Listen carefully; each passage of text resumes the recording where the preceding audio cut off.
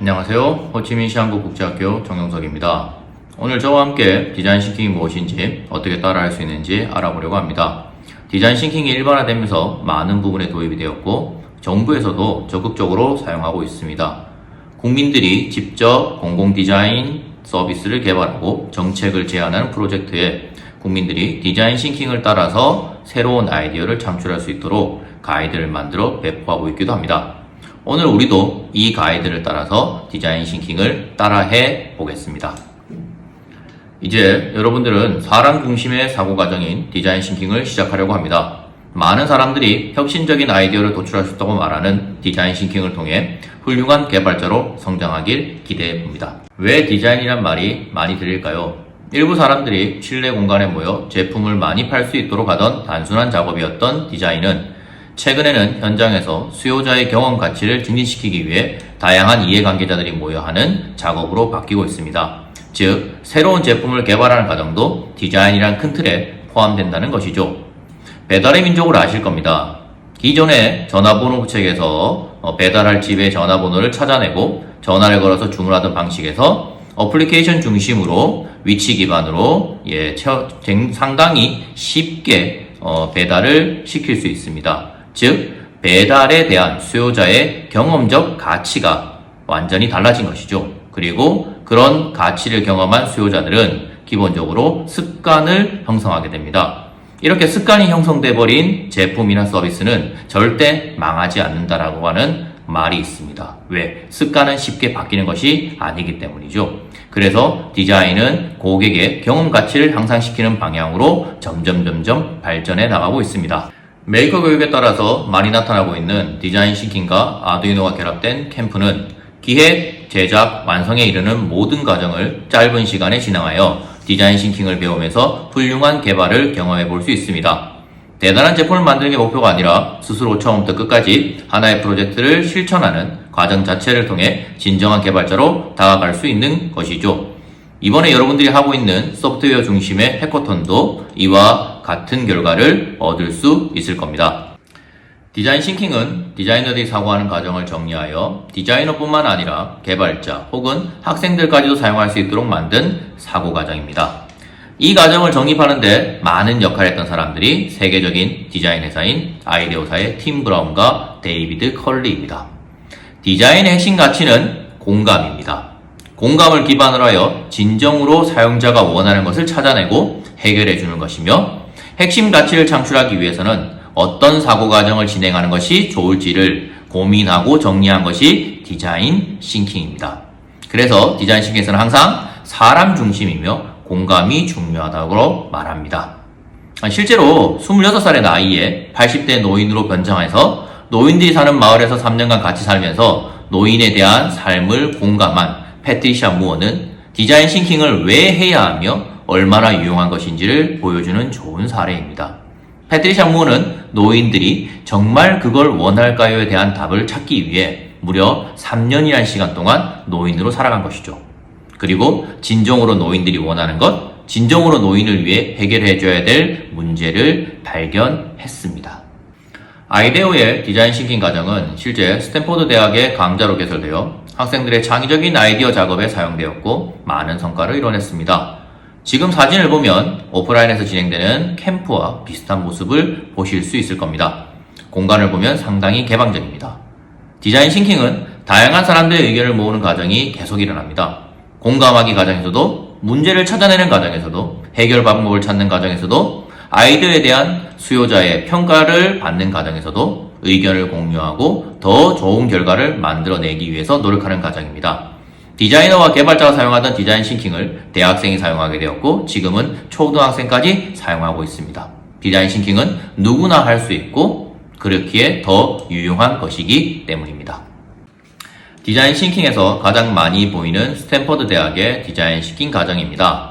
공감하기, 문제 정의하기, 아이디에이션, 프로토타입 제작, 테스트 5가지 과정으로 구성되어 있고 디자인 싱킹의 5가지 과정으로 많이 알려져 있습니다.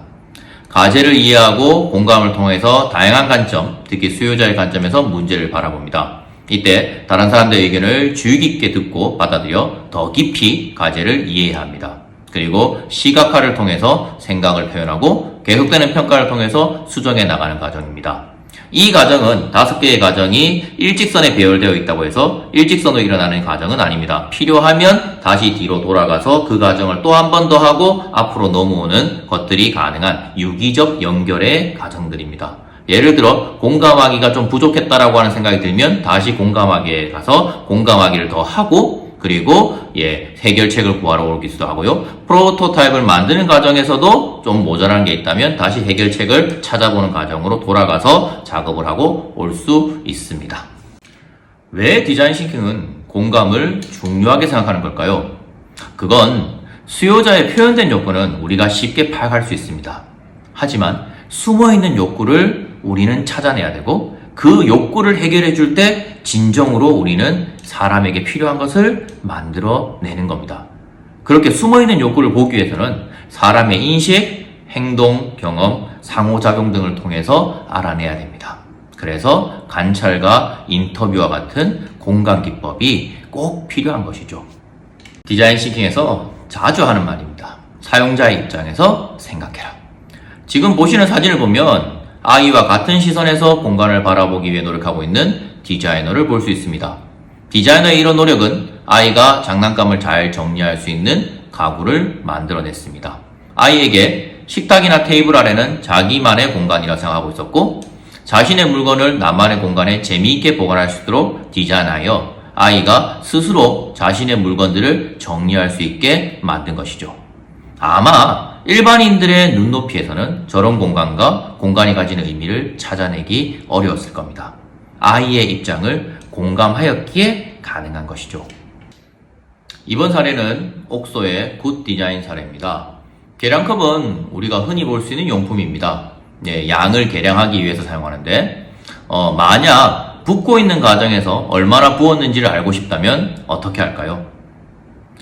사용자들이 계량컵을 사용하는 모습을 유심히 관찰해 보았습니다. 그랬더니 조금 붓다 멈추고 양을 확인하고 조금 붓다 멈추고 양을 확인한 것을 볼 수 있었습니다. 인터뷰를 해보니까 충분한 양을 만들기 위해서 계량컵에 좀 더 많은 양을 만들었는데 그 중에서 필요한 양은 일부기 때문에 일부를 사용하는 과정에서 일부만을 따라내기 위해서 계속 계량컵의 양을 본 것이고 그런 과정이 상당히 불편하다. 혹은 새로운 계량컵 하나에다가 필요한 양만큼을 덜어서 써야 되기 때문에 설거지할 그릇이 하나 더 나오는 불편함이 있다라고 응답을 했습니다. 디자이너들은 이 부분을 찾아냈고 그리고 붓고 있는 과정에서도 남아있는 양을 혹은 들어간 양을 한눈에 확인할 수 있는 새로운 계량컵을 만들었습니다. 우리가 쓰고 있는 실험실에서 우리도 이런 모습들을 흔히 볼 수 있습니다. 그런데 우리는 무심결에 지나가 버립니다. 이런 것을 찾지 않았던 것이죠. 즉, 공감을 통해서 주의 깊게 관찰하고 찾으려고 할 때 보이는 거죠. 디자인 싱킹은 여러분들에게 이런 습관을 자연스럽게 만들어줍니다. 책상과 의자가 결합된 책걸상을 개발하여 많은 강의실에 사용되기 시작하였습니다. 하지만 열린 유기적 공간이라는 관점에서는 어울리지 않는 책상이죠. 공감을 통해 교실에서 협업이 잘 일어나지 않는 이유를 살펴보았을 때 우리는 자연스럽게 수업 방법을 떠올리게 됩니다. 하지만 살펴본 결과 더 큰 문제는 책걸상이었던 거죠. 아무리 좋은 수업 방법도 물리적 환경이 도와주지 않으면 안 되는 거죠. 그래서 이동하고 팀을 구성하고 새로운 팀을 구성하기 쉽도록 바퀴가 달린 책걸상을 만들었습니다. 우리가 당연히 이게 문제라고 하는 것이 정말 해결해야 할 문제가 아닐 수도 있습니다. 그것을 찾아내는 것이 공감과 디자인 싱킹의 중요 과정들입니다. 여기 공학적 개발 과정에서 가장 많이 실수하는 것들이 그대로 나타난 개발 예시가 있습니다. 많은 조사나 즉 예정보다 일찍 태어난 아기가 태어나서 많이 죽어갑니다. 그 사실을 알아낸 스탠퍼드 대학의 학생들은 이 문제를 해결하기 위해서 값싼 인큐베이터를 만들어 병원에 많이 보급하려고 하였습니다. 아마 인큐베이터가 비싸서 병원에 보유 숫자가 적기 때문이라고 생각한 거죠. 그런데 병원에 가보니 인큐베이터는 많이 비어 있었습니다. 아이가 들어있지 않았던 것이죠. 오히려 병원비가 비싸서 병원에 가질 못하는 경우가 더 많았습니다. 게다가 값싼 인큐베이터를 만든다고 해도 집에 설치하고 작동시키기도 어려웠습니다. 이 개발팀은 이 문제를 자신들의 시선으로만 바라봤다는 것을 느끼고 디자인 싱킹의 공감하기 과정을 처음부터 밟아 나갔습니다. 공감하기를 통해 실질적인 문제를 찾기 위해 노력한 것이죠. 그러곤 조산아가 사망하는데 저체온증이 가장 큰 문제이며 열악한 환경에 있는 아이들에게 전기를 사용하는 등의 기기가 의미가 없다는 것을 발견합니다. 그래서 만든 것이 지금 사진처럼 보이는 체온 유지 보자기입니다. 이 보자기도 처음 개발했을 때와는 많이 달라져 있습니다. 처음에는 이것보다 크고 나름대로 온도도 조절할 수 있도록 만들었습니다. 하지만 피드백 과정에서 큰 것은 아이가 뒤척이다 질식사를 할 수 있다는 것을 발견하고 더 좁게 타이트하게 아이가 잘 움직이지 못하도록 만들었고, 온도 조절 장치는 사용자가 편할 거야 라고 만들었지만 실상은 엄마들이 연약한 아이가 36.5도의 온도에 너무 높은 온도라서 다칠까 자꾸 온도를 낮추려는 경향을 보였습니다. 그래서 적정 온도를 의미하는 녹색 등으로 현재의 온도를 표시하도록 수정하였습니다. 즉, 어떤 기술을 더하면 좋겠지, 편리해지겠지 라는 생각은 나의 생각이지 수요자의 입장에서는 아닐 수도 있습니다. 따라서 수요자의 입장에서 정말 이 기술이 필요한 것인지를 알아내고 찾아내고 정리하고 검토할 필요가 있습니다. 여러분들에게 디자인 싱킹이 무엇인지, 왜 유용한지 지금까지 설명을 드렸습니다. 그럼 디자인 싱킹을 한번 정의해 볼까요? 디자인 싱킹에서는 사고 과정을 통해 변화와 혁신을 이룰 수 있는 아이디어를 찾을 수 있다고 믿습니다. 그리고 그 길의 첫 번째는 문제와 관련된 다양한 사람들에 대한 공감이라고 생각합니다. 그 공감은 사람에 대한 공감이고요. 그 사람을 이해하는 것을 넘어서서 그 사람이 되어보기를 원합니다. 진정으로 공감하기를 원하는 것이죠. 그래서 항상 인간을 중심에 두고 있습니다. 다양한 직업과 성향을 가진 사람들이 모여서 협업할 때 더 좋은 결과물들이 나온다고 생각합니다. 왜? 다양한 관점으로 문제를 바라봐야 되기 때문이죠. 그리고 다양한 관점에서 바라보는 것은 더 좋은 문제를 발굴할 수 있다고 생각합니다. 빨리 실패하고 수정해서 또 수정하는 과정을 통해서 결국은 좋은 아이디어를 완성할 수 있다는 낙관적 사고방식입니다. 즉, 실패를 두려워할 필요가 없다는 겁니다. 실패가 오히려 좋다는 것이죠. 따라서 항상 부담을 거리고 새로운 것을 실행해 나가기를 요구합니다. 해보지 않는 것보다는 해보고 실패하고 그 실패를 극복하기 위해서 수정하는 것이 더 좋다는 것입니다. 이 과정에서 개발자는 당연히 디자인 싱킹에 익숙해지고 더 뛰어난 개발자로 성장하게 된다고 생각합니다. 마지막으로 디자인 싱킹은 문제를 해결하는 과정이지만 이 과정을 통해서 새로운 기회를 창출할 수 있다고 믿습니다. 그래서 가급적이면 문제를 어떻게 하면 우리가 뭐뭐뭐뭐를 할 수 있을까라고 하는 기회포착형 형태로 질문형으로 사용하기를 원합니다. 그림에서 보는 것처럼 디자인 싱킹은 다양한 방법을 가지고 있습니다. 이 중에서 우리가 과제를 수행하는 데 적절한 방법을 선택하여 사용하면 되는 것이죠. 이번 시간에 이렇게 많은 방법을 다 설명드리기는 어렵습니다. 그리고 실제 사용을 해봐야지 그 방법의 의미와 가치를 알 수 있습니다. 그러기에도 우리는 시간이 부족하죠. 그래서 가장 많이 쓰이는 방법들을 중심으로 모아놓은 공공서비스 디자인을 따라해 보도록 하려고 합니다. 이번에 우리는 아이데오의 5가지 과정과 유사하지만 조금은 변형된 더블 다이아몬드 모델을 사용하려고 합니다. 역시 디자인 싱킹의 한 방법이고요. 여러분들이 대주제를 먼저 이해하고 범위를 좁혀 세부 주제를 선정하고 공감하기를 진행하는 것이 더 효율적이라고 여겨집니다. 너무 넓은 범위를 탐색하는데 시간을 가지기보다는 주어진 대주제에 맞추어서 세부 주제들을 조금 어느 정도 선택을 하고 그 세부 주제에 조금 더 집중하여서 공감하기를 진행하는 것이 이 더블 다이아몬드 모형의 특징입니다. 본격적으로 과정을 설명드리기에 앞서 지금부터 설명하는 과정에 필요한 양식은 같이 드리는 첨부 파일에 나와 있습니다. 사용 방법을 잘 듣고 순서대로 양식을 사용해서 작업을 해 나가면 자연스럽게 디자인 싱킹 과정을 따라할 수 있을 겁니다. 가장 먼저 할 것은 주제 선정하기입니다. 제주제가 있을 경우에는 대주제 내에서 세부 주제를 생각해보는 단계입니다. 대주제가 없다면 대주제부터 생각해봐야 되겠죠. 팀원과 함께 대주제 안에 있는 다양한 세부 주제에 대해서 이야기해보세요. 그리고 세부 주제들을 포스트잇에 적어보세요. 디자인 시기에서는 포스트잇을 아주 많이 사용합니다. 그래서 그 포스트잇 하나하나가 의미가 있고 가치가 있고 자료 하나라고 생각합니다. 그래서 이런 포스트잇을 이용해서 자료를 이동하고 분류하는 작업을 용이하게 진행합니다. 자, 몇 가지 세부 주제들이 찾아졌다면 그 중에 어떤 주제를 선택할지 결정하는 방법으로 2 곱하기 2 그래프가 있습니다. 많이 쓰는 건데요. 보시면 가장 중요하게 여겨야 될 가치를 두 개의 축에 위치시킵니다. 그리고 그 가치에 우리가 지금 잡은 세부 주제들이 어느 영역에 해당되는지를 포스트잇을 이용해서 붙여나갑니다. 그랬을 때 당연히 가장 두 가치에서 높게 나타나는 것이 우리가 선택해야 될 주제이겠죠. 그래서 이런 주제들을 자연스럽게 우리가 택해야 될 주제가 무엇인지 알려주는 것이 2 곱하기 2 그래프입니다.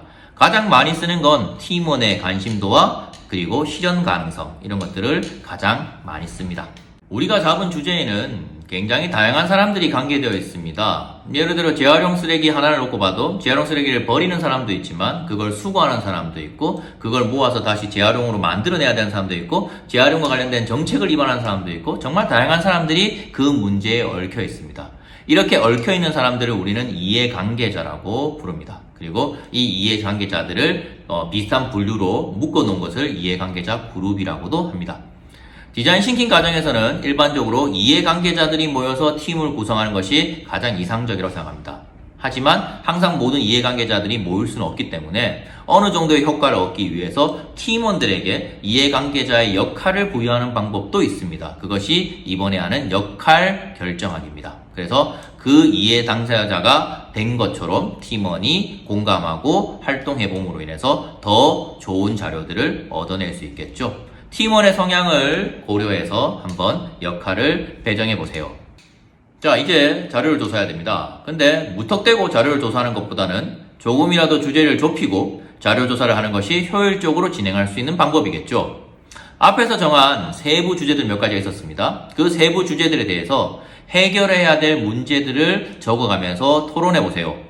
아마 논의하는 과정에서 찾아볼 수 있는 과제들도 정리를 좀 할 수 있을 겁니다. 그렇게 해서 집중할 도전 과제 3가지 정도를 결정하면 그 3가지 과제에 대한 조사의 목표와 조사 목표 설정 양식을 작성합니다. 그러니까 조사해야 될 목표, 왜 조사해야 되느냐, 그리고 어떤 것들을 조사해야 되느냐라고 하는 것을 먼저 결정하고 팀원들과 충분히 공유한 후 이 작업을 진행해야지 작업이 서로 엇박자가 나지 않고 팀원들이 하나의 목적을 달성하기 위해서 달려나갈 수 있습니다. 그래서 항상 의사소통이 중요하고요. 이런 의사소통을 하기 위해서는 명확한 정리와 공유가 중요하죠. 그래서 저런 조사 목표 설정 양식 같은 것들을 작성하는 이유입니다. 자, 그래서 조사 준비 활동지를 작성하여서 조사할 범위와 활동, 자료의 종류를 결정하고 그 활동지에 맞추어서 자료 조사를 진행하고 정리하고 공유하는 것이 사전 조사하기입니다. 사전 조사하기는 말 그대로 인터넷을 기반으로 하여서 다양한 자료를 실내에서 앉아서 하는 겁니다. 바깥에 나가서 찾아가는 건 아직 아닙니다. 그래서 일단 조금 더 자료들을 모아서 우리가 뭘 해야 될까, 뭘 공감을 해야 될까를 찾아내는 겁니다. 이제 본격적으로 공감하기를 진행해야 되는데요. 공감하기에서 가장 많이 사용되는 방법은 관찰하기입니다. 현장에서 수요자의 상황과 행동을 관찰하면서 수요자의 필요를 유추하고 공감해보는 활동이죠. 수요자의 자연스러운 행동을 관찰하면서 특이점을 찾아보고 특히 이때 몸짓이나 바디랭귀지와 같은 것들을 상세히 기록하면서 최대한 많은 정보를 확보하기 위해서 노력해야 됩니다. 실제로 관찰이 어렵다면 요즘 유튜브에 워낙 많은 영상들이 올라와 있기 때문에 유튜브에 그 수요자를 관찰할 수 있는 영상을 찾아서 그 유튜브 영상을 통해서 관찰을 수행하는 것도 가능합니다. 그래서 관찰을 하고 관찰 리포트를 작성하고 팀원들과 공유해 보세요. 인터뷰는 이해관계자들을 직접 만나서 공감을 통해서 정보를 얻는 과정으로 예, 먼저 인터뷰할 대상을 정해야 되고요. 그리고 그 인터뷰를 통해서 얻어내야 되는 목적이 무엇인지를 설정하고 그 목적에 맞춰서 인터뷰 문항을 작성하여야 합니다. 문항을 작성할 때 주의할 점은 오픈형 질문으로 의도 대답을 유도하거나 이러진 게 아니라 오픈형 질문으로 해야 되고요. 그리고 가급적이면 딱딱 끊어지는 문제가 아니라 자연스럽게 이어져 갈 수 있는 문제로, 가지치기 형태의 문제로 작성하는 것이 좋습니다. 인터뷰할 때 인터뷰 대상자의 발언만 기록하지 마세요. 대화 내용 외에도 행동이나 인터뷰를 하게 되는 주변 환경들도 기록하는 것이 좋습니다. 그런 것들도 다 그 수요자나 또는 인터뷰 대상자를 이해하는 자료가 될 수 있습니다. 여기서 중요한 점 하나, 가능하면 당일 인터뷰 내용을 바로 정리하고 팀과 공유하는 것이 필요합니다. 왜냐하면 시간이 지나면 기억이 왜곡되고 그리고 누락되는 정보가 발생하기 때문이죠. 그래서 정확한 정보를 공유하기 위해서는 인터뷰 당일날 정리하고 공유하는 것이 좋습니다. 관찰하기와 인터뷰를 통해서 수요자 혹은 이해관계자들의 공감하기 자료들을 수집을 했습니다. 자, 그것들 한번 정리를 해봐야 되겠죠? 그때 사용할 수 있는 것이 이해관계자 지도입니다. 중심에 해결해야 될 문제를 적고요. 예, 주제를 적고요. 그리고 중심에 가까이에 직접적 이해관계자, 그리고 중심에 멀리에 간접적 이해관계자들 배치합니다.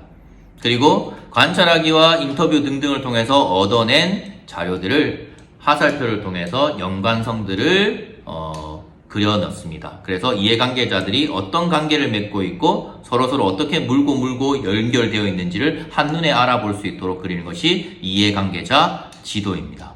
그래서 이해관계자 지도인데 그때 지금 예시해 보는 것처럼 저렇게 3등분하는 것은 이해관계자를 그룹핑한 겁니다.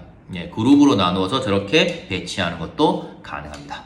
자, 공감하기를 통해서 다양한 정보들을 현재 얻었습니다. 이제 이런 정보들을 정리를 한번 해봐야 되겠죠? 그때 많이 쓰는 방법이 친화도 지도입니다.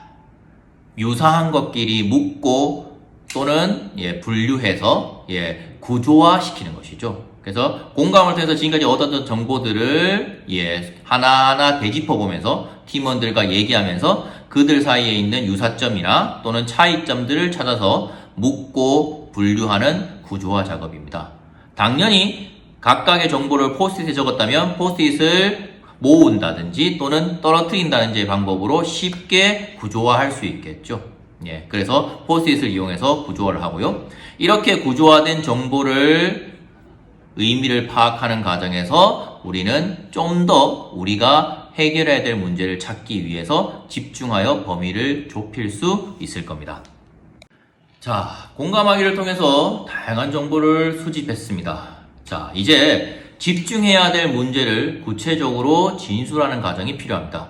그때 혹시 우리가 또 놓치고 있는 것이 없느냐 또는 우리가 갖고 있는 정보들을 좀 더 팀원과 잘 공유하기 위해서 우리는 퍼소나라고 하는 방법을 사용합니다. 퍼소나는 수집한 정보들 중에서 공통적인 부분을 담은 가상의 대표인물들을 만들어 보는 겁니다. 그리고 그 대표인물들이 어떤 특성을 가지고 있고 어떤 필요성을 가지고 있고 무엇을 원하는지를 정리해 보는 겁니다. 이건 우리의 현재의 도전 과제가 수요자의 필요를 다시 한 번 더 상기시켜서 수요자 중심의 개발 작업을 계속 이어갈 수 있도록 하는 필수적인 역할을 합니다. 대표인물은 꼭 한 명일 필요는 없습니다. 여러 명의 대표인물을 만들 수도 있습니다. 특히 이해관계자가 복잡하면 복잡할수록 대표인물들은 여러 명이 되어야 되겠죠. 대표인물을 만들고 그 대표인물의 프로필을 만들고 수요자 관점에서 문제들을 진술해 나가는 것이 퍼소나입니다. 지금 현재 나와 있는 예시를 보면 어떻게 작성하는 건지 아실 수 있을 것 같습니다. 자, 이제 문제들이 어느 정도 조금씩 추려지기 시작했습니다. 자, 그런데 우리는 또 하나의 작업을 더 해봅니다. 그게 수요자 여정 맵 또는 고객 여정 맵이라고 얘기하는 건데요. 수요자가 머물게 되는 공간과 시간에 대해서 어떤 경험들을 하게 되고 어떠한 감정을 느끼게 되는지 시각적으로 표현하는 겁니다. 예를 들어 학생을 대상으로 한다면 학교를 등교하는 순간부터 하교하는 순간까지의 일들을 시간에 따라서 시각화해 보는 것이죠. 이 작업을 통해서 우리가 어렴풋이나마 생각하고 있는 그런 문제들이 발생하는 맥락을 이해할 수 있고 그리고 그런 문제들을 해결하기 위해서 개선해야 되는 시점이 어딘지, 또는 그 문제가 발생한 시점은 언제이며 그 문제의 원인이 되는 것이 발생한 시점은 어디인지, 이런 시점들을 판단할 수 있는 것이 고객 여정 맵, 수요자 여정 맵입니다. 그래서 수요자 여정 맵은 일반적으로 어떤 여정이 있으며 그 여정을 진행하는데 어떤 감정을 가지게 되며, 그리고 그 과정에서 어떤 문제점이 있으며 그걸 개선할 점은 무엇인지에 대해서 정리하는 것으로 일반적으로 작성합니다. 자, 이제는 집중해야 될 문제를 결정하고 구체화시켜보는 단계입니다. 수요자 여정 맵을 통해서 정리된 문제점과 개선점을 바탕으로 수요자가 직면한 문제를 정리합니다. 정리된 문제는 일단 HMW 방식의 질문형으로 바꿔보는 것이 좋습니다. HMW는 어떻게 하면 우리가 뭐뭐뭐를 할 수 있을까의 형태로 문장을 구성하는 것을 말합니다. 이런 질문형의 문장은 아이디어를 자극하고 문제가 아닌 기회를 볼 수 있도록 도와줍니다. 지금 예시해 보는 것처럼 폐가로 인한 미간 저하가 문제다 라고 했습니다. 근데 이것을 어떻게 하면 공가를 활용할 수 있을까, 즉 빈집을 활용할 수 있을까로 바뀌면, 이전에는 그냥 문제밖에 없던 것이 이제는 공가를 활용하여서 새로운 가치를 창출할 수 있는 긍정적인 요소로 변경됩니다. 즉 기회가 부여되는 것이죠. 그래서 마지막으로 이런 가정들을 해주시고요. 마지막으로는 문제에 대한 해결 방향성을 결정해 서비스의 목표를 수립해주는 것이 훨씬 더 문제가 명확해지는 길입니다. 여기서 제일 중점적으로 할 일은 어떻게 하면 우리가 어떤 것들을 할 수 있을까로 문제를 정의해 주시고 가장 집중해야 될 문제를 결정하시면 됩니다. 자, 이제 우리는 문제를 정의했습니다. 자, 정의된 문제를 이제 해결하는 방법을 찾아야 됩니다. 해결책을 찾을 때는 아이디어를 일반적으로 쓰기 위한 다양한 방법들을 사용하게 되는데요. 여러분들도 한 번쯤은 해보셨을 브레인스토밍을 많이 사용합니다. 일단은 최대한 많은 아이디어를 도출하는 것이 우선이라는 거죠. 그래서 양이 중요하고 질은 좀 이따 생각하자는 겁니다. 근데 좀 더 재밌는 것도 한번 해볼까요? 공학계에서는 일반적으로 해결책을 도출하는 과정을 발명에서 많이 이용하는 트리즈나 스탬프와 같이 서로 연관 없는 것들을 이어본다든지 이런 것들을 많이 하게 됩니다. 그런 것들과 유사하게 쓸 수 있는 것이 지금 보이는 브레인 라이팅이라는 겁니다. 일단 한 사람당 이 양식을 가지고 아이디어를 적습니다. 그리고 그것을 옆에 사람에게 넘겨줍니다. 옆에 사람은 그 앞에 사람이 적은 아이디어에 새로운 것들을 붙여서 또 그 아이디어를 적어 나갑니다. 또 옆에 사람이 또 그것을 적어 나갑니다. 이렇게 꼬리에 꼬리를 물며 아이디어를 이어가는 과정을 우리는 브레인 라이팅이라고 합니다. 당연히 더 많은 아이디어가 산출되어 나오겠죠. 그래서 이렇게 수집된 아이디어를 팀원과 공유하면서 가장 실현 가능성이 있으면서 해결책을 썼을 때 가장 가치로운 결과를 얻어낼 수 있는 것을 선정해서 한 3개 정도 선정하시면 될 것 같습니다. 최종적인 해결책을 결정하는 것과 더불어서 가장 중요한 것은 그 아이디어에 대한 팀원과의 정확한 이해입니다. 이제 프로타입을, 즉 이 아이디어를 구체화시키는 작업을 하기 전에 팀원들이 서로 다른 해석을 하고 있다면 이 프로타입의 작업은 삐걱거릴 겁니다. 그래서 실제 프로타입을 만들어가기 전에, 그리고 그 아이디어가 정말 어떤 건지 팀원 간의 정확한 공유와 이해를 통해서 최선의 아이디어를 결정하고 그리고 그 아이디어를 구체화시켜야 됩니다. 그럴 때 사용하는 것이 지금 아이디어 그리기입니다. 같은 아이디어라도 사람마다 다르게 인식할 수 있기 때문에 아이디어 그리기를 수행해서 모든 사람이 정확하게 인식하고 공유할 수 있도록 해주는 것이죠. 그래서 앞쪽에서 구한 최종 해결책 후보 3가지에 대해서 아이디어 그리기를 진행하십시오. 진행하면서 그 아이디어를 전달하고 팀원과 함께 이해하십시오. 그리고 팀원들과 이해하는 과정에서 추가로 설명이 필요한 것들은 포스트잇을 이용해서 붙여서 더 정확하게 이해할 수 있는 아이디어 그리기 자료를 완성하십시오. 그리고 그 그리기가 완성된 자료를 바탕으로 팀원과 최종적으로 가장 좋은 해결책이라고 생각되는 것을 선정하시면 됩니다. 해결책 아이디어를 구체화시키는 프로타입을 제작하는 과정입니다. 아이디어를 구체적으로 만들어보는 과정인데요. 디자인 싱킹에서는 프로토타입에 많은 시간을 투입하지 말라고 합니다. 프로토타입은 핵심 기능과 아이디어를 보여줄 수 있으면 되고, 제일 중요한 것은 그 프로토타입을 수요자에게 보여주고 그 수요자의 의견을 받아서 개선할 점을 찾는 것이 더 중요한 겁니다. 따라서 적당한 방법으로 프로토타입을 제작하는 거면 된다라고 생각합니다. 예를 들어 실제 작동을 보여주지 않아도 되는 아이디어 같은 경우는 지금 예시에 나와 있는 것처럼 이렇게 되어서 이렇게 되고 이렇게 되어서 이렇게 된다라고 하는 스토리보드를 많이 이용합니다. 즉 시나리오적이죠. 순차적이니까요. 그래서 시나리오를 기반으로 주요 장면들을 구성하고 아이디어가 어떻게 변화된 혹은 새로운 서비스를 제공하게 되는지 표현하는 방법입니다. 프로토타입에서 제일 중요한 것은 프로토타입을 통해서 다시 수정해야 될 것, 또는 우리가 미처 생각하지 못했던 것, 또는 우리가 고쳐야 될 것들을 찾아내는 것이 더 중요합니다. 그를 통해서 더 발전된 아이디어로 나아가는 것이 중요합니다. 그래서 프로토타입에서는 피드백이 중요하고, 피드백을 받을 수 있을 수준의 이해를 할 수 있는 자료를 만든다라고 생각하시면 됩니다. 코딩을 수행하거나 IoT 산물을 만든다면 실물을 구현하는 것이 적당하고요. 그렇게 어떻게 작동하는지 그 기능을 보여줄 필요가 있습니다. 그런데도 마찬가지입니다. 모든 기능을 지금 다 완성하려고 노력하지는 마세요. 핵심 기능만 완성하고 수요자의 피드백을 받는 과정이 더 중요합니다. 그 피드백을 통해서 새로운 기능을 추가하거나 또는 필요 없다고 판단된 기능을 빼내면서 수정해 나가면서 점점 세부 기능들을 완성해 나가서 최종 산출물을 완성하는 것이 좋습니다. 다시 한번 얘기하지만 피드백을 받아서 수정하는 것이 목적이기 때문에 피드백에 너무 많은 프로토타입을 만드는데 너무 많은 에너지를 쏟지는 마세요. 그리고 그렇게 만든 프로토타입에 애착이 생기시면 프로토타입을 예를 들어 완전히 바꿔야 될 때가 되었을 때 못 바꿉니다. 그리고 피드백으로 받은 의견에 대해서 자꾸 반발이 생깁니다. 아닌데 이렇게 하면서요. 그렇기 때문에 너무 많은 노력과 열정을 담지는 말아주세요. 물론 최종적으로 만들어내야 되는 산출물에는 열정과 에너지를 쏟아야 됩니다. 일단 피드백을 받고 나서요.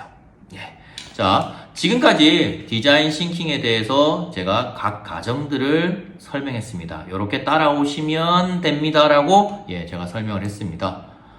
디자인 싱킹에 굉장히 다양한 방법이 있지만 가장 많이 쓰는 방법들을 중심으로 제가 쭉 하는 구성들을 만들어 나갔고요. 그 구성들을 여러분들에게 설명해 드렸습니다.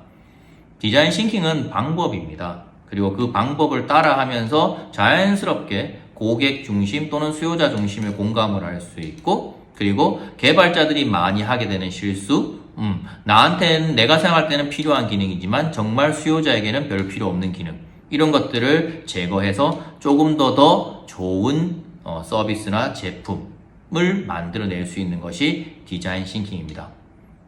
디자인 싱킹은 남을 생각하기 때문에 남을 위한 것을 만들 수 있죠. 그래서 우리에게 더 중요한지도 모릅니다. 자, 여러분들 디자인 싱킹을 따라서 양식이 있기 때문에 양식을 따라서 쭉 해 나가시면서 디자인 싱킹에 따라서 아이디어를 도출하고 그리고 산출물을 만들어내는 과정을 해 보십시오. 마지막으로 정리하겠습니다. 디자인 싱킹 정말 많이 사용하고 있습니다. 그만큼 유용하다는 뜻이겠죠. 우리도 아이디어를 산출해내는데 디자인 싱킹을 활용해 볼 수 있으면 좋겠습니다. 자, 여러분들 이번에 한번 경험해 보시고 디자인 싱킹 방법의 효용성을 한번 느껴보시면 좋을 것 같습니다. 수고하셨습니다.